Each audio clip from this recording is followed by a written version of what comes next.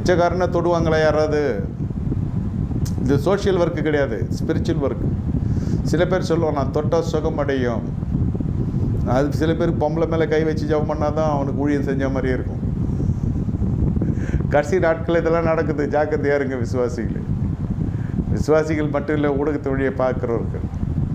அவருக்கு கர்த்தர் வந்து கொரோனாவில் இதெல்லாம் இவங்கெல்லாம் அந்த மாதிரி ஆட்கள்லாம் கொரோனாவில் காணாத போயிட்டாங்க. இவர் போய் கை வச்சாக்கா மார்பகத்தில் இருக்கிற கட்டி சரியாகணுவார். இவர் போய் கை வச்சா வயிற்று இருக்கிற கட்டி சரியாகணுவார். அதுவும் எல்லாம் நடு வயசு பொம்பளைங்கிட்ட தான் போய் ஜெபம் பண்ணுவாங்க. கிழவிக்கிட்டலாம் போக மாட்டான், குமரிங்கிட்ட தான் போய் ஜெபம் பண்ணுவாங்க. அவங்க கையில் அவ்வளோ வல்லமை கர்த்தர் கொடுத்துருக்காராம். கொரோனா டைமில் எங்கே போனாங்களோ தெரில இந்த தீர்க்கதரிசிங்கெல்லாம். பிச்சைக்காரனை தொட முடியுமா?